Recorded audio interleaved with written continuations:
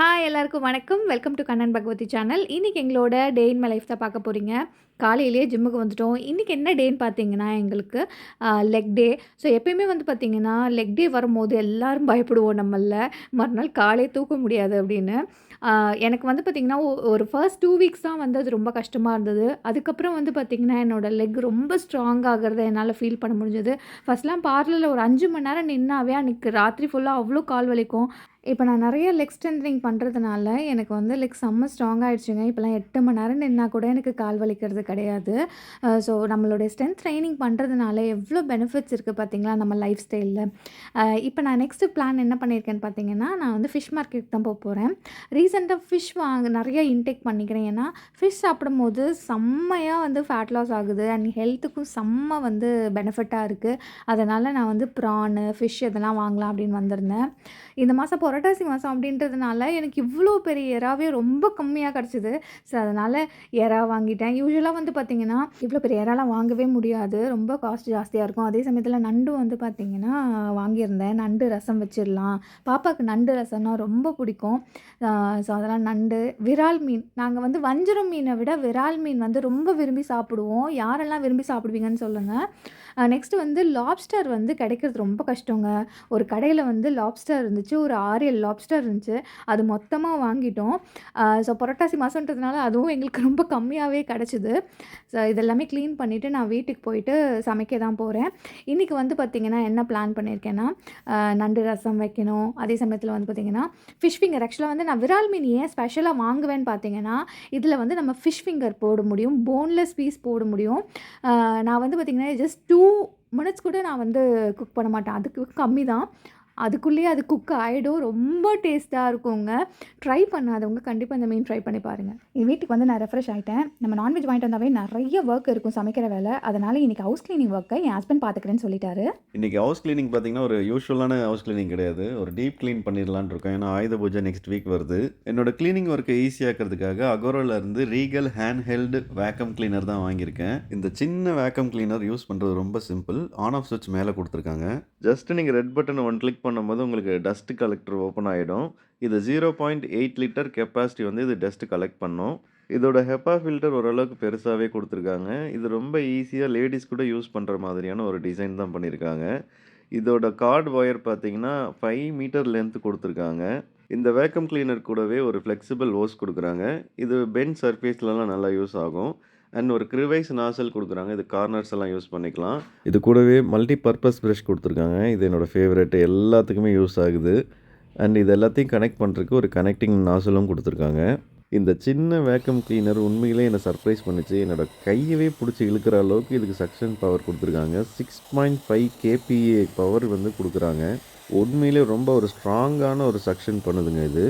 நம்ம வீட்டில் அதிகமாக டஸ்ட்டு சேர்ற இடம் இந்த கர்டைன் தாங்க. எப்பயாவது நீங்கள் உதறினீங்கன்னா அவ்வளோ டஸ்ட்டு பறக்கும். ஸோ இந்த வேக்கம் கிளீனர் நல்லாவே அந்த டஸ்ட் எடுக்கிறதுக்கு யூஸ் ஆச்சு.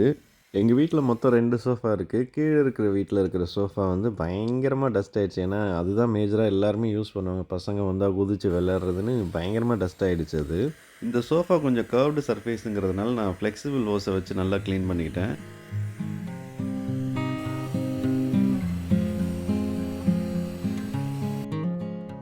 க்ளீனிங் இப்போ தாங்க ஸ்டார்ட்டே ஆகுதுன்னு சொல்லலாம். இந்த க்ரிவைஸ் நாசில் போட்டு நான் இந்த கார்னர்ஸை எடுத்தேன். கார்னர்ஸ்குள்ளேருந்து நான் லைவாகவே அந்த வேக்கமில் பார்த்தா மிக்சரு முறுக்குன்னு அப்படியே செதறிக்கிட்டு வருது. அவ்வளோ டஸ்ட்டு உள்ளே அக்குமுலேட் ஆகிருக்கு.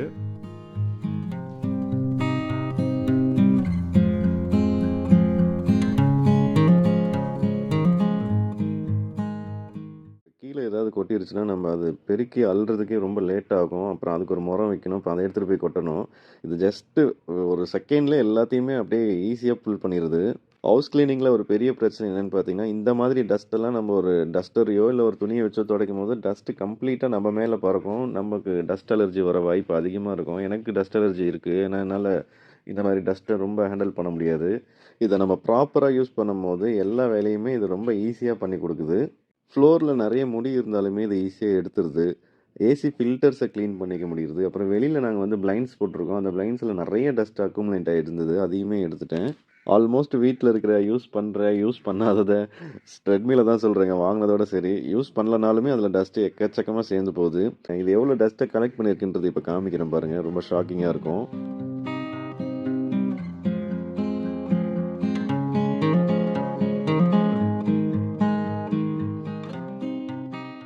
வீட கிளீன் பண்ணதுல முக்காவாசி வேலை அந்த குட்டி வேக்கம் கிளீனர் வச்சே முடிச்சுட்டேன். இப்ப டீப் கிளீன் பண்றதுக்காக அகோராலருந்து as wet and dry machine தான் எடுத்திருக்கேன். இந்த மிஷின்ல வெட் அண்ட் ட்ரை 2மே வேக்கம் பண்ண முடியும். இது ரொம்ப ஹை சக்ஷன் பவர் குடுத்துருக்காங்க. 21.5 கேபிஏ பவர் உள்ளது இது. இதுல ப்ளோயர் ஆப்ஷனும் இருக்கு. நான் இந்த ப்ளோயர் வச்சு தான் ஜன்னல்ல இருக்க டஸ்ட்ட வந்து நல்லா ஃபோர்ஸ்ஃபுல்லா அடிச்சு தள்ளிட்டேன். இதோட சக்ஷன் பவர் பாருங்க. கீழ வந்து நல்ல ஹெவியா கொட்டியிருக்கிற ஒரு சாலிட் பவுடர்ஸ கூட இது ரொம்ப ஈஸியா ஹேண்டில் பண்ணிரும். இதுக்கு எக்ஸ்டெண்டபிள் ராட் இருக்கிறதுனால நம்ம நின்னுக்கிட்டே நம்ம ஃப்ளோரை கிளீன் பண்ணிடலாம். அண்ட் இதுக்கு வந்து அட்ஜஸ்டபிள் வீல்ஸ் இருக்கிறதுனால சோஃபாக்கு அடியில் கூட இந்த ராடு உள்ளே போயிட்டு நம்ம டீப்பாக க்ளீன் பண்ணிட முடியும். இதை வச்சு நீங்கள் ஹெவி கார்பெட்ஸு, ஃப்ளோர் மேட்ஸு, காரோட மேட்ஸு இது எல்லாத்தையுமே ரொம்ப ஈஸியாக க்ளீன் பண்ணிடலாம். ஆல்மோஸ்ட் நான் வந்து க்ளீனிங் வேலையை முடிச்சிட்டேன். இது எவ்வளோ டஸ்ட்டை கலெக்ட் பண்ணியிருக்குன்னு பாருங்கள். இது டஸ்ட் பேக் இது கொடுத்துருப்பாங்க. இதுலேயே பார்த்தீங்கன்னா அவ்வளோ டஸ்ட்டு வந்திருக்கு. பயங்கரமாக கலெக்ட் பண்ணியிருக்குங்க இது. இந்த மிஷினில் பிடிச்சது எனக்கு இந்த வெட் ஆப்ஷன் தான். இப்போ தண்ணி எதாவது ஊற்றிருச்சு, இல்லை அந்த ஃப்ளோரை க்ளீன் பண்ணோன்னா நம்ம மாப் எடுத்து போட்டுக்கிட்டு அதை ட்ரை பண்ணுறதுக்குலாம் ரொம்ப நேரம் ஆகும். இது பாருங்கள், ஒரு வைப்லேயே வந்து டக்குன்னு வேக்யூம் பண்ணுறது இல்லாமல் அந்த இடமே கம்ப்ளீட்டாக வைப் ஆகிடுது. இது எந்த அளவுக்கு வாட்டரை வந்து கலெக்ட் பண்ணியிருக்குன்னு பாருங்கள். அவ்வளோதாங்க, ஆயுத பூஜைக்கு ரெடி ஆகிட்டோம். வீடை நல்லா ஃப்ரெஷ்ஷாக க்ளீன் பண்ணியாச்சு. நான் யூஸ் பண்ண ப்ராடக்ட்ஸோட டீட்டெயில்ஸை டிஸ்கிரிப்ஷனில் கொடுக்குறேன். தேவைப்படுறவங்க யூஸ் பண்ணிக்கோங்க. நான் லஞ்ச் ப்ரிப்பேர் பண்ணிகிட்ருக்கேன். ஆக்சுவலாக காலையிலேருந்து எங்களுக்கு செம்ம வேலை. இன்னைக்கு காலையில் எந்திரிச்சதுலேருந்து, ஜிம்முக்கு போனதுலேருந்து, ஃபிஷ் போயிட்டு நாங்கள் வாங்கிட்டு வந்ததுலேருந்து, வீடை க்ளீன் பண்ணதுலேருந்து ஆளுக்கு ஒரு வேலை எடுத்துக்கிட்டோம். நான் வந்து பார்த்திங்கன்னா சமையல் வேலை எடுத்துக்கிட்டேன். ஹஸ்பண்ட் வந்து கொஞ்சம் க்ளீனிங் வேலை எடுத்துக்கிட்டாங்க. ஏன்னா அவங்க கொஞ்சம் பர்ஃபெக்டாக பண்ணுவாங்க. சமையலுக்கு வந்து பார்த்திங்கன்னா நான் என்ன பண்ண போகிறேன் அப்படின்னு பார்த்தீங்கன்னா, ப்ரானு, அதுக்கப்புறம் நண்டு வாங்கியிருக்கேன், ஃபிஷ் வாங்கியிருக்கேன். ஃபிஷ்ஷு வந்து ஃப்ரை மசாலா தடவி வச்சுட்டேன். இப்போ வந்து ப்ரான்லேயே வந்து பார்த்திங்கன்னா ரொம்ப டேஸ்டியாக, ரொம்ப சீக்கிரமாக பண்ணக்கூடிய ஒரு ப்ரான் ஃப்ரை தான் இன்றைக்கி நான் செய்ய போகிறேன். அது எப்படி பண்ணுறேன் அப்படின்னு உங்களுக்கு காமிக்கிறேன். அண்ட் பாப்பாவுக்கு வந்து பார்த்திங்கன்னா நண்டு ரசம் வச்சு கொடுக்க போகிறேன். கூடவே வந்து நண்டு கிரேவி வைக்க போகிறேன். அதுக்கப்புறம் வந்து பார்த்திங்கன்னா எங்களுக்கு வந்து ராகி சப்பாத்தியும் கூடவே அந்த கிரேவி தொட்டு நாங்கள் சாப்பிட்டுக்குவோம். அண்ட் ப்ரானை வச்சும் சாப்பிட்டுக்குவோம். ஸோ இதுதான் மெனு நான் பிளான் பண்ணியிருக்கேன். இப்போ வாங்க செய்யலாம். கோகோனட் ஆயில் ஆட் பண்ணிக்கிறேன்.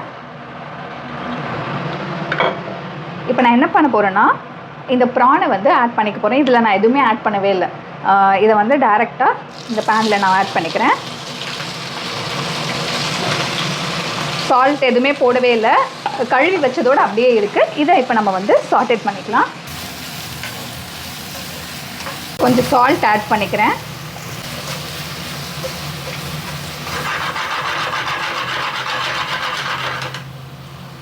ப்ரானை வந்து ஓவராக குக் பண்ணக்கூடாது. அது வந்து பார்த்திங்கன்னா குக்கிங் டைமே ரொம்ப கம்மி. மினிமமாக ஒரு 5 மினிட்ஸ்லேயே நல்லாவே குக் ஆகிடும். இப்போ நல்லாவே குக் ஆகிடுச்சு. இப்போ நம்ம இதை ட்ரான்ஸ்ஃபர் பண்ணிக்கலாம். நான் வந்து லெஸ் தென் 5 மினிட்ஸ் தான் வந்து இதை குக் பண்ணியிருக்கேனே. ஸோ இதை நம்ம ட்ரான்ஸ்ஃபர் பண்ணிக்கலாம்.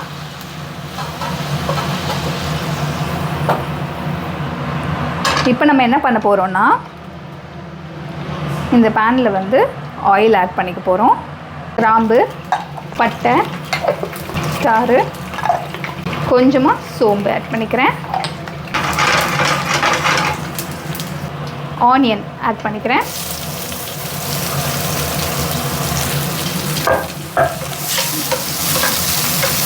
இந்த ஆனியனை ஃப்ரை பண்ணிக்கலாம். கொஞ்சமாக சால்ட் போட்டு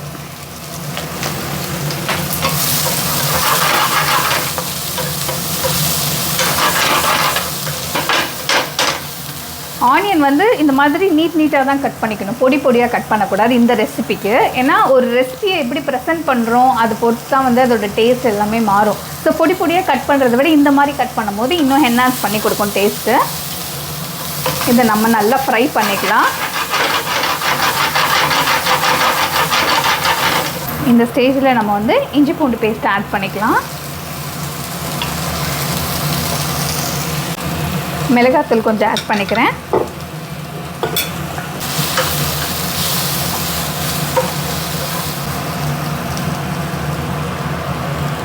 இப்போ இதை குக் பண்ணும் போதே கொஞ்சம் வாட்டர் வரும். அந்த வாட்டரை வந்து பார்த்திங்கன்னா இதில் ஆட் பண்ணிக்கலாம்.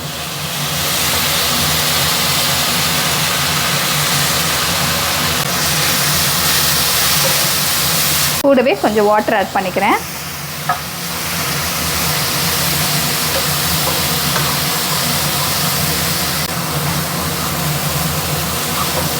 இந்த ஸ்டேஜில் கொஞ்சம் கருவேப்பிலை ஆட் பண்ணிவிட்டு நல்லா குக் ஆகிடுச்சு. வாட்டர் எல்லாமே அப்சர்வ் ஆகிடுச்சு இல்லையா? இந்த டைமில் நம்ம இந்த ப்ரான் ஆட் பண்ணிக்கலாம்.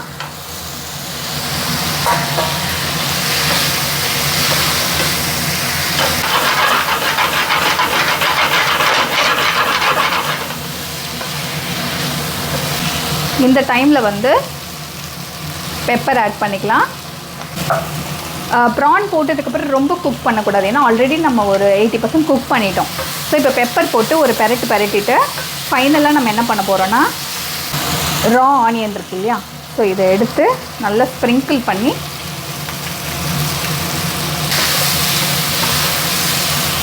சால்ட் இருக்கான்னு பார்த்துக்கலாம். வாவ், செம்ம டேஸ்ட்டாக இருக்குது.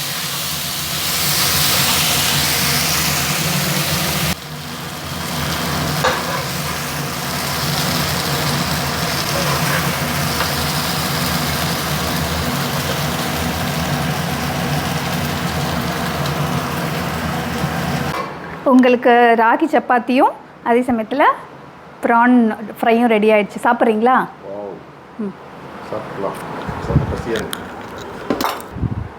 ஆக்சுவலாக இது வந்து சக்கரவள்ளி கிழங்கு போட்ட ராகி சப்பாத்தி. இப்போ டெய்லியும் நாங்கள் வந்து வெறும் ராகி சாப்பிட்றதில்ல, இதை ஆட் பண்ணி தான் நான் செய்கிறேன். சாஃப்டாக இருக்குது ஒன்று. அது வந்து பார்த்திங்கன்னா நல்ல டைஜஷன் ஈஸியாகிடுது. அதுக்கப்புறம் ஸ்டொமக் க்ளீனாக இருக்குது, எந்த ஹெவினஸும் இல்லாமல் ரொம்ப லைட்டாக இருக்குது. நல்ல காம்பினேஷன் இருக்கு.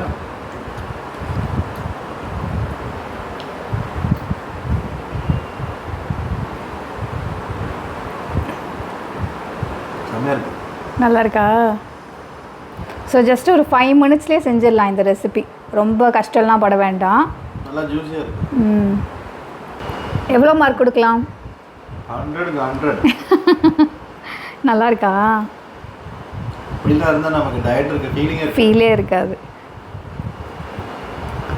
ரொம்ப ஈஸியாகவே ரெடி பண்ணிடலாம். சாப்பிடும்போதே ஒரு ஹெல்த்தி ஃபீலிங்காக இருக்குது.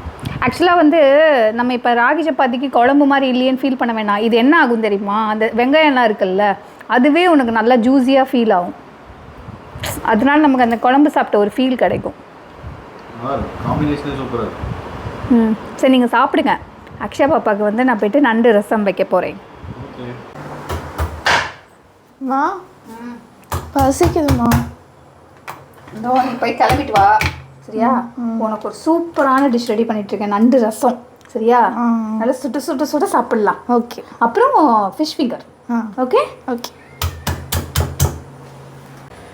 நான் நண்டு ரசம் தான் செய்ய போகிறேன். இதுக்காக நண்டை வந்து பார்த்திங்கன்னா நல்லா நசுக்கி வச்சுருக்கேன். நண்டோட கால் பகுதி, அதுக்கப்புறம் வந்து பார்த்திங்கன்னா அந்த உடம்பு பகுதியில் ஒரு 2 மட்டும் எடுத்திருக்கேன். அதுக்கப்புறம் வந்து ஃபஸ்ட்டு நம்ம வந்து அரைச்சி எடுத்து விழுது வந்து ரெடி பண்ணிக்கணும். அதுக்கு வந்து பூண்டு, பச்சை மிளகா, வெங்காயம், சின்ன வெங்காயம் இருந்தால் இன்னும் டேஸ்ட்டாக இருக்கும். நான் என்கிட்ட சின்ன வெங்காயம் இல்லை இப்போது, ஸோ அதனால் பெரிய வெங்காயம் நான் போடுறேன். சீரகம், மிளகு,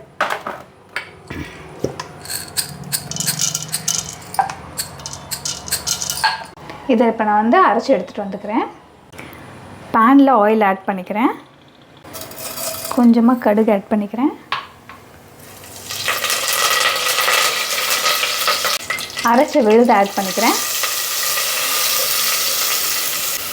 இப்போ தக்காளி ஆட் பண்ணிக்கிறேன்.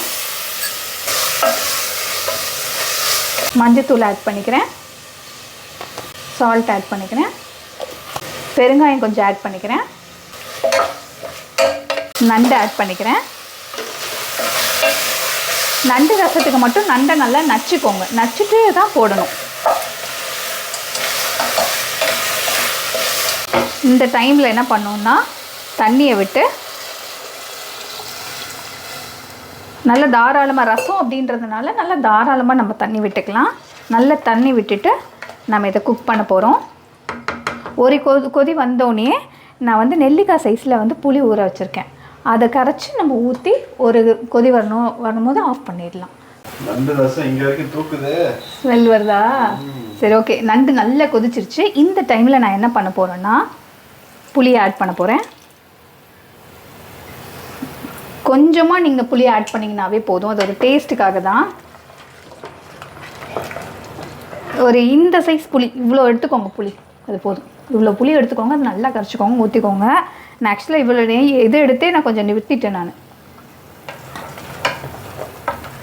ஏன்னா அப்போ தான் அந்த நண்டோட அந்த நண்டு ரசத்தோட அந்த சாரோட அந்த டேஸ்ட் வரும் நமக்கு. இல்லைன்னா புளியோட டேஸ்ட்டு தான் வரும், டாமினேட்டடாக இருக்கும். ஸோ அதனால கொஞ்சமாக ஒரு டேஸ்ட்டுக்காக ஆட் பண்ணிக்கணும்.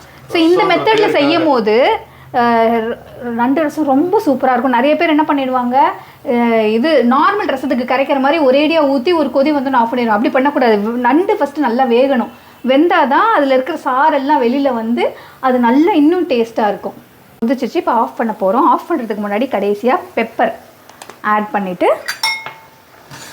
ஒரு மிக்ஸ் பண்ணிவிட்டு ஆஃப் பண்ணிடலாம்.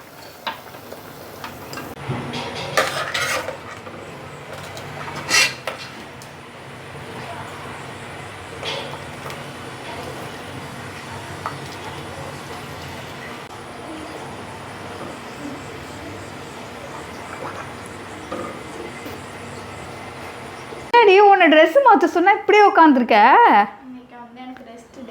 ரெஸ்ட் டேவா? இந்த சாப்பிடு. இப்போ சாப்பிட்டுட்டு ஒரு 1 hour கழிச்சு ட்ரெஸ்ஸை மாற்றிக்கோ, ரெஃப்ரெஷ் ஆகிட்டு. வெளியே எங்கேயா போகலாமா? வெளியே வா. இன்றைக்கி வந்து ஆக்சுவலாக ரெஸ்ட் டே, ஓகேவா? அதனால் வீட்டில் ரெஸ்ட் எடுங்க. சரி, ஓகே. நாளைக்கு எங்கேயாவது வெளியில் போகலாம், சரியா? சரி, நீ சாப்பிட்ற மாதிரி தெரியல, நானே ஊட்டி விட்டுறேன்.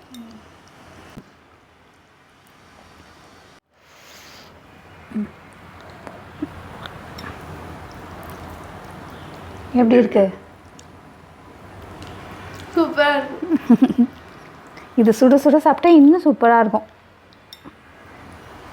உன் ஹைட்டுக்கு என்னால் எக்க கூட முடியல. நல்லா இருக்கு. இந்தா, இது நீ சாப்பிட்டு பார்க்கலையே, இன்னும் அல்டிமேட்டாக இருக்கும். இந்தா, கீழே குனி. நீ மேலே போகிறதுனால அம்மாவால் கொடுக்க முடியல. இந்தா, அதோட சாரெலாம் இறங்கி நல்லா இருக்கா? இன்றைக்கி டேவே ரொம்ப சூப்பர் பிஸியாக போச்சு. ரொம்ப ப்ரொடக்டிவாக யூஸ் பண்ணதில் ரொம்ப ஹாப்பி. ஸோ இதே ஹாப்பியோட இந்த வீடியோ முடிச்சுக்கலாம். நெக்ஸ்ட் ஆயுத பூஜை செலிப்ரேஷனில் பார்க்கலாம். நன்றி, வணக்கம், பாய் பாய்.